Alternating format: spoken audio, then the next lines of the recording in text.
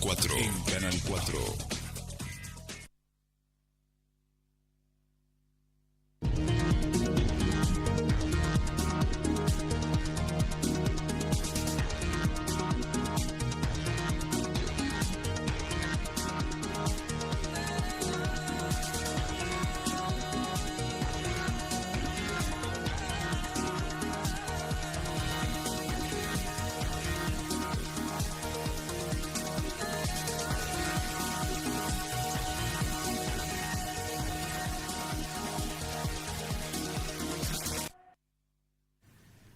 Buenas noches, audiencia. Hola, Daniel. Buenas noches, Néstor, ¿cómo le va? Como siempre, aquí firmes como clavo de mesa. Sí, señor. Los miércoles, 21 horas, o'clock, como decía vos. Sí, señor. Aquí ahora, actualidad. Aquí ahora actualidad, un día donde vamos a trabajar poco en vivo, pero hemos trabajado en su momento grabando Además, parte del programa, ¿no? Vamos a aportar lo nuestro con el apoyo de nuestra invitada.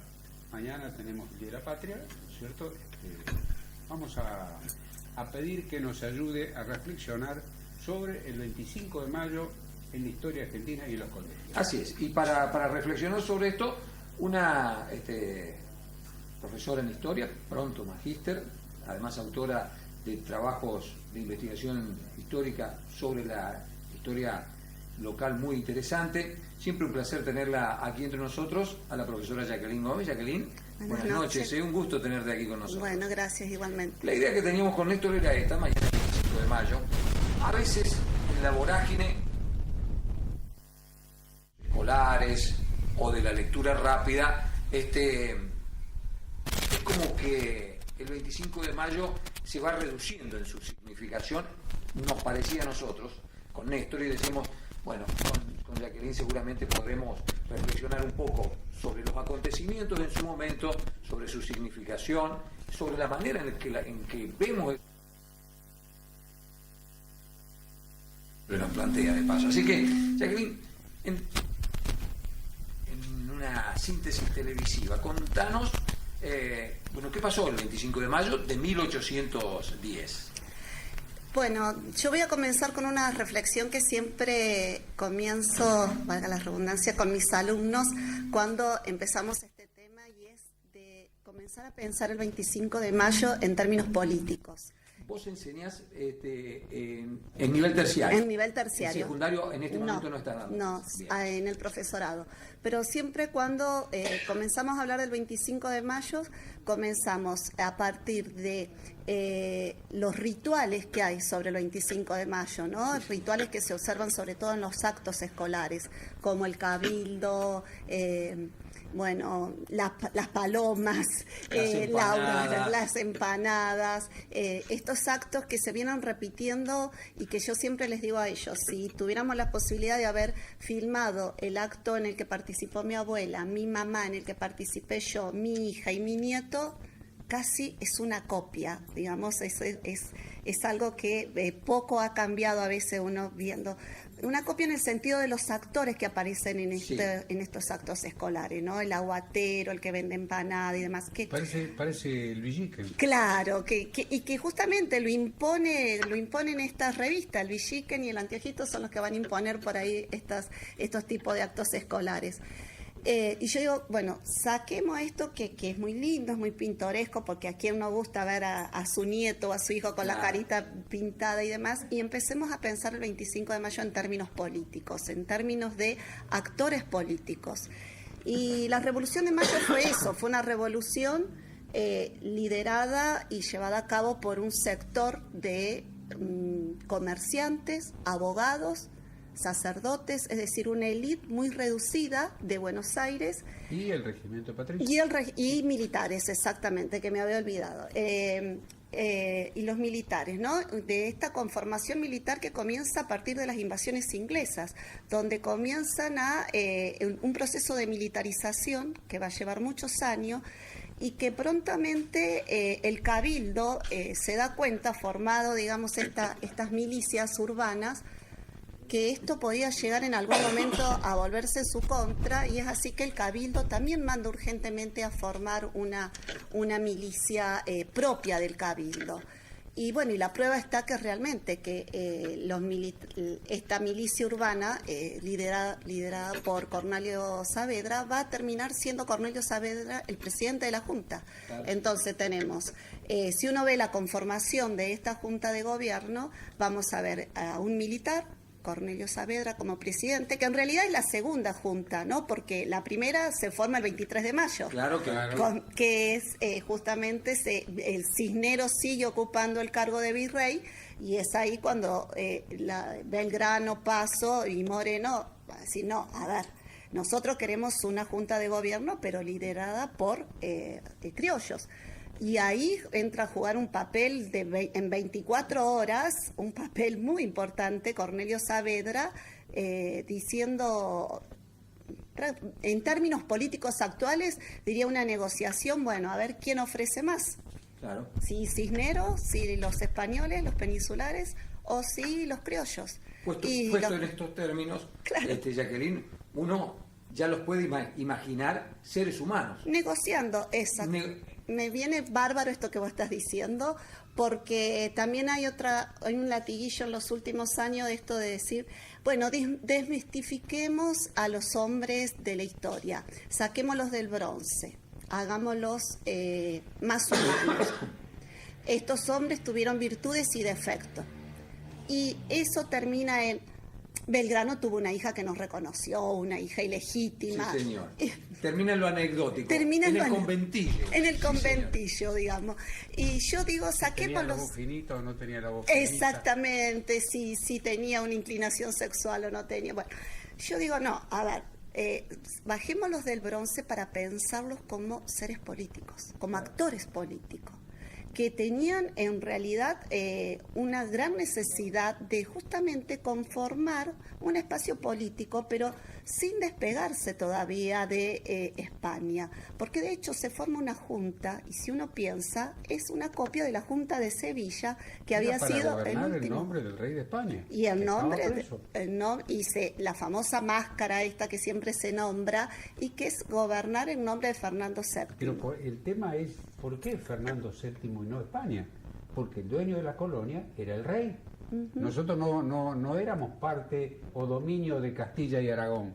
Exacto. Sino era un dominio personal de la corona española. Por eso, no estando la corona, las provincias que constituían España no tenían ningún mando sobre nosotros. Claro, y puesto en estos términos, claro, ahí hay una discusión de carácter político que también expresa intereses económicos, ¿no? Porque en aquel momento tenemos que pensar también, si bien no era un mundo globalizado, ¿verdad, Jacqueline? Vos me corregirás, había interacciones muy fuertes entre los distintos poderes en el mundo. Y estábamos frente a una Gran Bretaña incipiente que venía pechando con el libre comercio en contra del monopolio promovido para las colonias de España. Es decir, había plata de por medio también.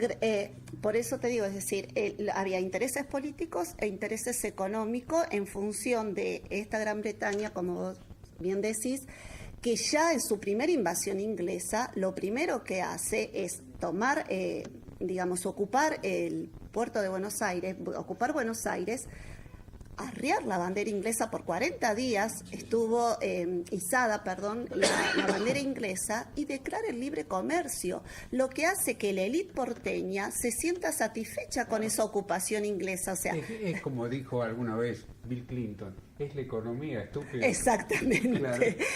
La famosa frase esa, es la economía estúpida. Y ya ahí se comienzan a ver los beneficios del libre comercio.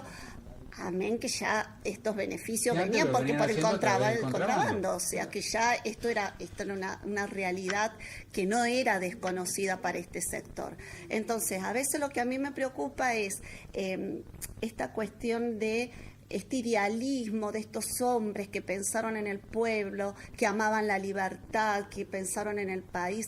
En realidad estos hombres están muy pensantes en ese momento acerca de ocupar ese puesto político en función de esta vacancia, entre comillas, digamos, que tenía que ver con la ocupación. ¿No pensás que puede haber en todo esto, más allá de mala fe en las interpretaciones, algún mecanismo anacrónico de llevar nuestro pensamiento actual transferírselo en una época en que las ideas de república que hoy tenemos nosotros muy interiorizadas no existían. En esa época había una sola república y muy incipiente, que era la de Estados Unidos. ¿No es cierto? Me parece que sí, que pasa por ahí. De hecho, uno cuando analiza los 5 primeros años de la revolución, vamos a ver que en el 13, 14, principio del 14, ya tenemos a Belgrano y Rivadavia negociando en Europa la posibilidad de un monarca que venga a estas tierras. Y Belgrano después termina pensando en la idea de un monarca inca. Y esto tiene que ver con que las repúblicas habían fracasado y el regreso a las monarquías absolutas en Europa era un hecho. Estaba vigente. Estaba vigente. Entonces, esta idea también de república, era la república que se había pensado a partir de la Revolución Francesa y demás, pero que en estas tierras era muy difícil todavía, o era un pensamiento muy incipiente, un pensamiento... Además, con la derrota de Napoleón en Waterloo, lo sacaron del juego a quien podía discutir los derechos dinásticos, ¿no es cierto? Porque había hecho borrón y cuenta nueva, creado nuevas legitimidades en Europa, frente al panorama que se venía de la restauración europea. Dice, bueno, abramos el paraguas. Y Jacqueline, volviendo a la revolución con todas estas influencias, ¿no es cierto? Pero la revolución acá, ¿es una revolución de lo que hoy conocemos como la República Argentina o es una revolución en términos geográficos acotada a alguna parte de la geografía de lo que hoy es la Argentina? Es una revolución, en primer lugar, acotada a Buenos Aires. Una Buenos Aires que, si uno piensa, hay que pensar que el virreinato tenía una vida muy nueva, tenía 34 años de creación, claro, y que disputaba un poder... No lo vivían como una unidad política. No, y que disputaban un poder muy fuerte con Potosí, que claro, Potosí era la ciudad imperial prácticamente, digamos, de este virreinato, ¿no? Este virreinato es nuevo, es muy localizado en Buenos Aires, a tal punto que cuando la primer tarea de los revolucionarios es decir, bueno, informemos al resto del virreinato y vamos a ver qué adhesión tiene. Y la primera que dice no es Córdoba, y eso le cuesta la vida a Liniers y... al sacerdote, al obispo que se salvó por su condición sacerdotal. Exactamente, pero Córdoba es la primera en decir y en desconfiar de Buenos Aires, y las otras provincias van adhiriendo muy lentamente de acuerdo a cómo se iban moviendo los acontecimientos en Buenos Aires y también en Europa. Pero les cuesta a este grupo de porteños imponer esta revolución, ¿no? Y se acota a tal punto de que perdemos prontamente Paraguay. Con Gaspar Rodríguez de Francia. Muy prontamente perdemos Paraguay y a Buenos Aires no le preocupa, prácticamente dice que se lo lleven. Potosí también lo terminamos perdiendo, digamos, lo que es parte del territorio boliviano. Oriental. Y la banda oriental es el último bastión, digamos, en el último territorio en perder, porque ahí hay intereses económicos fuertes y claro, realmente cuando hay un libro muy reconocido por los historiadores que es Revolución y Guerra de Alperín Dongui, donde él plantea esto, ¿no? Historiador, ¿no? Sí, realmente un lujo. Que él plantea inmediatamente, la revolución significó guerra, inmediata, porque ni bien se produce, se aparecen los fusilamientos, la muerte de Mariano Moreno, la muerte de Martín de Álzaga en 1812, claro, que había sido el héroe de la segunda invasión inglesa, es decir... El fusilamiento de Liniers. Claro, es más, fusilan a Liniers, el héroe de la primera revolución inglesa. Fusilan matan a Álzaga y cuelgan en la Plaza de Mayo su cuerpo, digamos, como un traidor. O sea que hay mucha violencia. Mucha violencia. Por eso cuando hablamos de grieta hoy, a veces nos parece que vivimos en el peor de los enfrentamientos porque somos contemporáneos. Pero si hacemos una empatía con esta época y con otras épocas de la historia argentina, las grietas eran realmente claro. Claro. El problema- Profundas y sangrientas. Totalmente. El problema que les plantea Artigas. Sí. Independencia sí, subordinación a Buenos Aires no. Artigas planteando, primero, ofreciendo sus servicios a la revolución en función de que es tan inestable el panorama político que a la banda oriental llega un virrey, Elío, nombrado supuestamente por la corona española, cuando en Buenos Aires teníamos al virrey Liniers. Entonces, este virrey Elío, que llega con el título diciendo a mí la corona es la que me nombra, digamos, en reemplazo de Cisnero, y comienza a pedir títulos de propiedad. Y aparentemente Artigas estaba como un poco flojo de papeles, diríamos hoy, flojo de papeles, ofrece su servicio inmediatamente a la Revolución de Buenos Aires. Buenos Aires acepta, pero con desconfianza, porque realmente Artigas era, más allá de ser un hombre de campo y acusados por algunos de cuatrerismo, llamaríamos hoy y demás, era un hombre intelectual, su familia era... se dicen que en su casa había una gran biblioteca, era un intelectual, era una persona instruida, leída. Qué personaje Fascinante. Y él toma los ideales de la revolución y toma hasta el punto de que en sus tropas, que él arma con campesinos de sus propias tierras, todo se discutía en asamblea, todas las decisiones se discutían en asamblea. Y cuando se va a formar la asamblea del año 13, o sea, 3 años de revolución habíamos pasado por primera junta grande, primer triunvirato, segundo triunvirato, y toda esta inestabilidad de gobiernos, de que no encontrábamos de alguna manera esta forma de gobierno, en donde el cabildo interfería en cada una de estos, porque el cabildo se había reservado una facultad que era de superintendencia, esto era poder revisar o tener voz y votos en asuntos políticos, por ejemplo, en la expulsión. En todo el virreinato, o sea que ahí también se demuestra lo frágil y débil que es esta revolución, y que habría que plantearse el término de revolución, lo frágil y débil que es, que no logra consolidar un poder político y que los cabildantes, es decir, los capitulares, los que estaban en el cabildo, estaban todo el tiempo, digamos, viendo el movimiento político y sacando actores políticos y colocando otros. Bueno, esa tensión es la que tiñe los 60 años siguientes. El puerto y el interior. El puerto y el interior. Sí. Que cuando muere Mariano Moreno, quien toma, digamos, un poco la posta del interior, es el de Gregorio Funes, un cordobés. Él toma esas ideas morenistas y él se pone prontamente al lado de Cornelio Saavedra. Digamos, esta Córdoba, ¿no? de las campanas, también las vemos ahí en la... Ahí presente. Es apasionante esta mirada que nos ofreces vos de la Revolución de Mayo. Claro, lo que sucede es que es compleja. Entonces, me parece que en los niveles educativos primarios y secundarios hemos tendido a una simplificación que, en mi opinión, nos termina haciendo daño. Le hemos vendido estampita a los chicos, Daniel. Nos termina haciendo daño en la valoración de la actualidad. ¿En qué sentido te digo? No sé si coincidirán ustedes. Si nosotros ponemos en un lugar de idealización absoluta a estas personas, seres políticos, cargados de intereses, cargados de ideas, cargados de enfrentamientos, si nosotros los idealizamos y los ponemos en un lugar inmaculado, cuando los comparamos con nuestros contemporáneos no tienen ninguna posibilidad de salir airosos de esa comparación. Entonces, el desconcepto de la política surge automáticamente, porque enseguida decimos, héroes eran San Martín, héroe era Moreno, héroe era Saavedra, héroe era Belgrano. ¿Por qué no vuelve un Belgrano? ¿Por qué no vuelve un Saavedra? Y en realidad, me parece a mí, no sé si estoy muy equivocado, no eran muy distintos. No.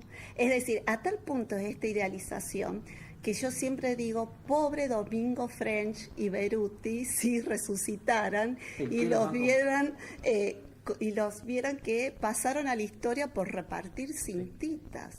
Domingo French era lo que hoy denominaríamos en la política un puntero político, el encargado de traer de las orillas del pueblo en abril y en octubre del 12 a ocupar la Plaza de Mayo para presionar porque no se llamaba a una asamblea constituyente.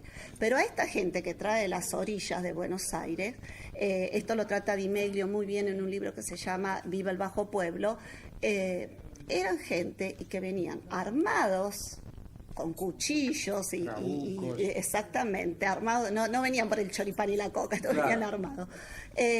Y que ocupan este espacio público que es la plaza para presionar también esta otra idealización, ¿no? Esto de la ocupación, el movimiento, la plaza, el corte, desde el 10, ocupación del espacio público por los sectores interesados.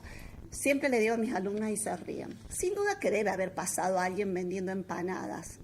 De la misma manera que hoy, cuando se ocupa un espacio público y un acto político, se vende choripán. Alguien aprovecha para hacer algún negocio. Exactamente. Seguramente debe haber pasado alguien vendiendo empanadas, pastelitos y demás. Pero que no tenían ni idea de lo que pasaba ahí adentro, no lo tenían. Es decir, porque estos sectores sociales más bajos estaban dedicadas a las tareas de trabajo analfabeto. El analfabetismo era altísimo para esa época.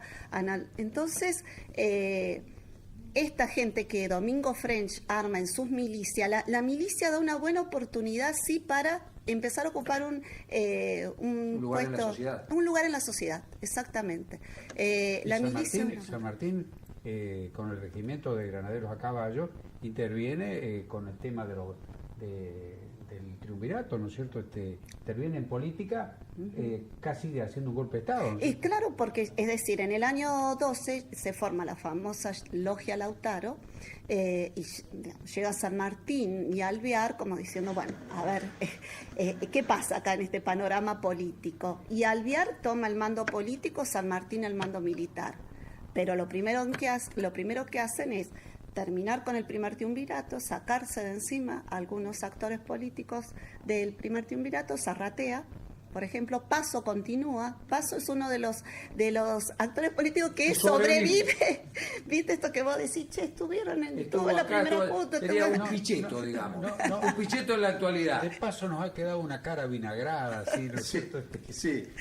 Pobre Paso. Paso se iba acomodando. Paso se iba acomodando. Dígame si no es un Pichetto, que siempre el tipo está por ahí dando vueltas con uno con otro. El Paso sobrevivía. Exacto. Cuando no sobrevivió Saavedra, no sobrevivió Moreno, Zarratea, Chiclana ahí también se acomoda un poco políticamente, pero la logia sí, prácticamente, porque San Martín le preocupaba esta cuestión de no declarar la independencia, de no tomar esta decisión política. Porque habíamos quedado a mitad de camino, estábamos con una junta local, pero seguíamos dándole al Y al Congreso de Tucumán la presión de San Martín para, hoy lo diríamos en términos, hoy lo diríamos en términos políticos de hay que tomar una decisión política y hay que, digamos, tomar en palabras, ¿no? De transmitirlo en palabras esta decisión de decir, nos declaramos libre de España. Y a las 24 horas dice, y de toda dominación y de toda potencia que quiera venir a dominarnos. Pero San Martín apuraba porque, por un lado, él estaba con su campaña militar, pero faltaba el guiño político, diríamos hoy. Faltaba la decisión política, la determinación política de decir, vamos a declarar la independencia. Entonces es un proceso, esos 6 primeros años de la revolución, es decir, hasta que llegamos a 9 de julio. Esas enseñanzas con los chicos en el colegio. Tenemos que ir cortando en esto porque se nos va. Mire, el bloque queda de 15 minutos después de 25. Pero dele, Néstor. Sí. ¿Qué respuesta hay en los chicos con esto? Bueno, yo puedo dar las respuestas que hay en el profesorado y es esta cuestión de, a veces ellos dicen, ¿por qué nos mintieron? Viva. ¿Por qué nos mintieron? Esta historia viva. Claro, yo digo, no es que nos mintieron, un poco lo que decía Daniel, ¿no? Es decir, hay que acordar un poco en los niveles, digamos, hay que ir en los niveles un poco acomodando el discurso que tiene el docente y yo creo que ya hay docentes que ya comienzan a enseñarla de esta manera, ¿no? Pero no hay que tener miedo en pensar la historia de nuestro país en términos políticos. Jacqueline, apasionante realmente. Daniel, la seguimos en otra oportunidad. El compromiso con Jacqueline para... Sí. Bueno. Ya vamos a buscar que... Con fecha patria o sin fecha patria vamos a buscar alguna excusa para seguir analizando la historia en estos términos. Muchas gracias. Bueno, muchas gracias a ustedes. tenemos dos bloques grabados ahora. Un primer bloque lo vamos a escuchar a Martín Yarlora hablando de la comunidad terapéutica que parece avanzar en el hospital Iturraspe. Y después el doctor Néstor Gómez hizo una entrevista muy interesante con el presidente de la Asociación de Magistrados de la provincia de Córdoba, en donde pasamos revista por la situación del Poder Judicial en la provincia, ¿no es cierto? Tuvo algunos cuestionamientos fuertes de Sí. parte de los, especialmente del Colegio de Abogados, respecto al funcionamiento de la justicia en la provincia. Exactamente, ¿sí? Marcando algunos aspectos en donde el servicio de justicia no está de acuerdo a las necesidades que tiene que servir. Bien, así que Martín Yarlora en un primer bloque con una entrevista hablando de la comunidad terapéutica fundamentalmente, y un segundo bloque una entrevista de Néstor Gómez con el presidente de la Asociación de Magistrados de la provincia de Córdoba. Así Con que nos eso tenemos que despedir. nos despedimos con ustedes hasta el próximo miércoles en este espacio, en este horario, convocándoles para que tengamos otra jornada de aquí a ahora actualidad. Muchísimas gracias y pasen muy buenas noches.